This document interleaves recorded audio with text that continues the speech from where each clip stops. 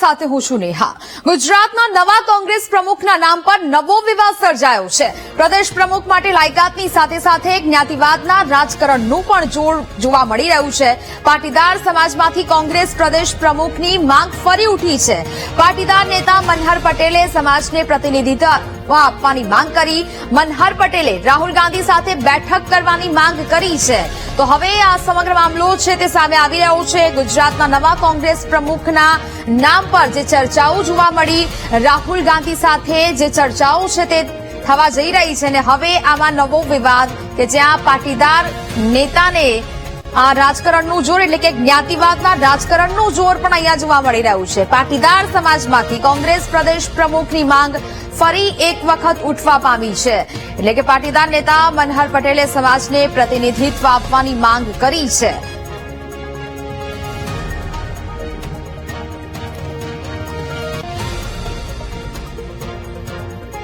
કોંગ્રેસ નેતા મનહર પટેલ આપણી સાથે લાઈવ જોડાયા છે। મનહરભાઈ, વીટીવી ન્યૂઝમાં આપનું સ્વાગત છે।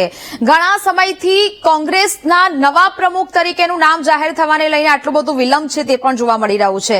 રાહુલ ગાંધી સાથે બેઠક થશે અને તેવા તમામ મુદ્દાઓ એક બાદ એક સામે આવી ચૂક્યા છે અને હવે પાટીદાર સમાજમાંથી પણ આ માંગ ઉઠી છે કે કોંગ્રેસના નવા પ્રમુખ એ પાટીદાર હોવો જોઈએ। એટલે કે હવે અહીંયા જ્ઞાતિવાદનું પણ જોર જોવા મળી રહ્યું છે। શું કહેશો? પ્રતિનિધિત્વ કરવા પણ આપ તૈયાર છો?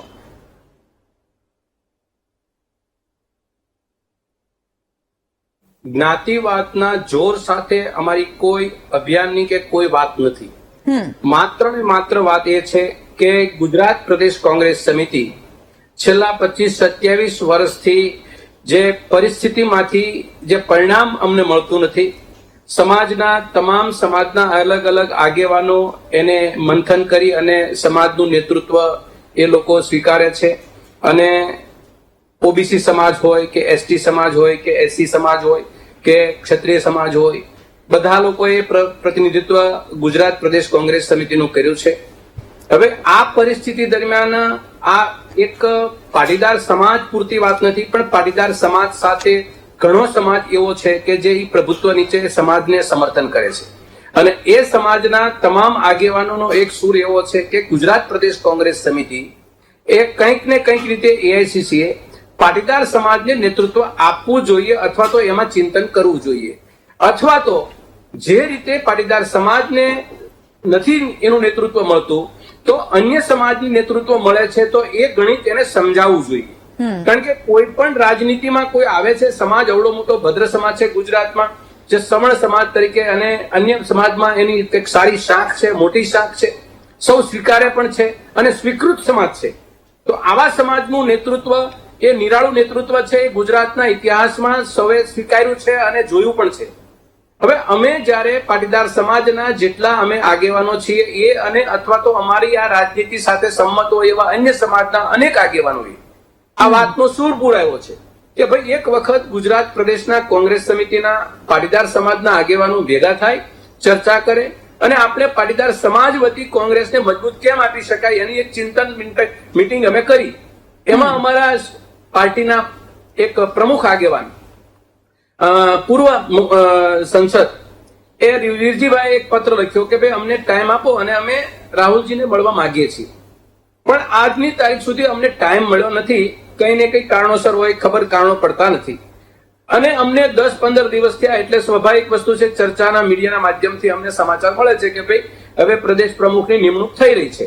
તો આ એક સવાલ ઉભો એ થાય કે અમે પ્રદેશના આગેવાન તરીકે અમને સ્વીકારે ના સ્વીકારે એમાં અમને કોઈ તકલીફ નથી, પણ જે પ્રમુખની નિમણૂક થઈ રહી છે એ પ્રમુખની નિમણૂકમાં અમારી રાય લેવામાં આવે, અમને વિશ્વાસમાં લેવામાં આવે, અમને ગણવામાં આવે। ઓકે મનહરભાઈ, સવાલ અહીંયા એ પણ થઈ રહ્યો છે, આપે કહ્યું કે 25 વર્ષથી કોંગ્રેસની ગુજરાતમાં જે સ્થિતિ છે એની વાત કરવી છે। જો પાટીદાર સમાજમાંથી કોઈને પ્રતિનિધિત્વ આપવામાં આવે, પ્રદેશ પ્રમુખ બનાવવામાં આવે તો ગુજરાતમાં 25 વર્ષથી કોંગ્રેસની જે સ્થિતિ છે તેમાં કોઈ સુધારો આવી શકે ખરો? પછી જો એક વાત બહુ સ્પષ્ટ છે કે જ્યારે પ્રદેશ પ્રમુખ એક પછી એક રિપીટ થાય, એકનો એક માણસ રિપીટ થાય તો એના કરતા બેટર છે કે રિપીટ થયેલા આગેવાને પણ રિઝલ્ટ તો મળ્યું નથી તો તમે સમાજની અંદર પ્રભુત્વ વાળા સમાજને એક તક કેમ ન આપવામાં આવે? આજે 25 વર્ષની અંદર એકમાત્ર સિદ્ધાર્થભાઈ એક પરેશ જાનાણી બે ના વિકલ્પ કરી અને આપણે પાર્ટીને આખા સમાજની ધોરણે કરીએ એ પણ બરાબર નથી. એમાં ઘણો બધો અભ્યાસનો વિષય છે. પણ મને એવો વિશ્વાસ છે કે ગુજરાતનું જે તાસીર છે, અત્યારની પરિસ્થિતિ છે, અને ભારતીય જનતા પાર્ટીની અંદર પાટીદાર સમાજનો બહુ મોટો વર્ગ આજે નારાજ ને નાખુશ છે. આવા સમયે પાટીદાર સમાજ પણ ઈચ્છે છે કે કોંગ્રેસ પક્ષની અંદર જો પ્રતિનિધિત્વ સારું અને મજબૂત માણસનું અને નિષ્પક્ષ માણસનું તમામ સમાજના લોકોને સાચવી સાથે રાખી એને ન્યાય આપવાની શરતે કોઈ પાટીદાર સમાજનો નેતા કોઈ ઉભો થતો હોય અને જો એઆઈસીસી એને સિલેક્ટ કરતા હોય તો ગુજરાતની અંદર કોંગ્રેસ પક્ષનું સારું વાતાવરણ બને, એમાં કોઈ સંદેહ નથી. અમે અમારી લડાઈ કોંગ્રેસ પક્ષની વિચારધારા સામે નથી. કોંગ્રેસ પક્ષની અંદર જે ચાલતી પ્રવૃત્તિ છે કે જેની અંદર કોંગ્રેસ પક્ષના આગેવાનો એઆઈસીસી માં કોઈ જીપીસીસી માં કોઈ પણ બેઠા હોય ત્યાં પાટીદાર સમાજને અમે ગણી અને એને નેતૃત્વ આપવા માટેની મનસા હોવી જોઈએ કે નહીં એ, અને બીજા નંબરમાં એઆઈસીસી નેતૃત્વ માટે કોઈ સોંપી રહી છે ત્યારે એને ગણવામાં આવે.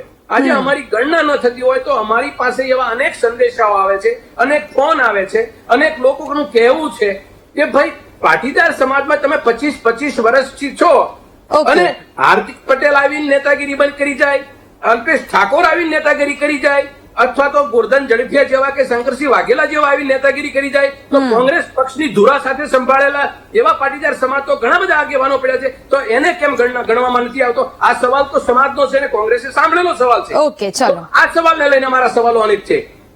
ઓકે મનહરભાઈ, આ જ્ઞાતિવાદ સુધી હવે આખો મુદ્દો પહોંચી ગયો છે. હવે અંદરનો આ વિવાદ એવું કહી શકાય, કારણ કે રાહુલ ગાંધી સાથે મુલાકાતનો આપણે સમય માંગ્યો છે. જલ્દીમાં જલ્દી હવે આ પ્રમુખ છે તે નક્કી કરવામાં આવે તે માટે હાલ શું કરવામાં આવી રહ્યું છે? લાગે છે કે હવે આગામી સમયમાં થોડા દિવસોમાં હવે તમામ લોકો જે રાહ જોઈ રહ્યા છે તે એક ચહેરો સામે આવશે? જો એક વસ્તુ તમને કહું, ગુજરાત પ્રદેશ કોંગ્રેસ સમિતિના પ્રમુખ પદ માટે એઆઈસીસી કોઈ પણ નિર્ણય કરે એ તો અમે અગાઉથી પણ એને સ્વીકારતા આવ્યા છીએ, કાલે પણ અમે સ્વીકાર લેવાના છીએ. વાત મુદ્દો એ છે કે લાખો અને કરોડો કાર્યકર્તાઓની જયારે તાકાત લાગેલી હોય ત્યારે વિચારપૂર્વક અને એની સાથે સમજદારીપૂર્વક નિર્ણય કેમ ન લેવો, આ મુદ્દાની સાથે પટેલ સમાજ અને અન્ય સમાજના લોકો ચિંતા કરે છે. કાલે સવારે માની લો કે જે નામો ચર્ચાય છે એમાં નિર્ણય લેવાઈ જાય અને પટેલ સમાજની રાય કે એની કોઈ પ્રકારની ચર્ચા એની સાથે વિશ્વાસમાં નથી લેવામાં આવતા તો પણ નુકસાની તો કોંગ્રેસને છે ને કોંગ્રેસના કાર્યકર્તાની તાકાતને નુકસાની છે. વ્યક્તિગત કોઈ એક વ્યક્તિને નુકસાની જાય એવું બાબત નથી. ઓકે મનહરભાઈ, વીટીવી ન્યૂઝ સાથે જોડાયા, વાતચીત કરી તે બદલ આપનો ખૂબ ખૂબ આભાર. એટલે કે કહી શકાય કે હવે પ્રમુખ પદ માટેની જે લડાઈ છે તે જ્ઞાતિવાદ સુધી પહોંચી છે અને હવે પ્રભુત્વ મેળવતું માટે હવે પાટીદાર સમાજ પણ મેદાને જોવા મળી રહ્યું છે.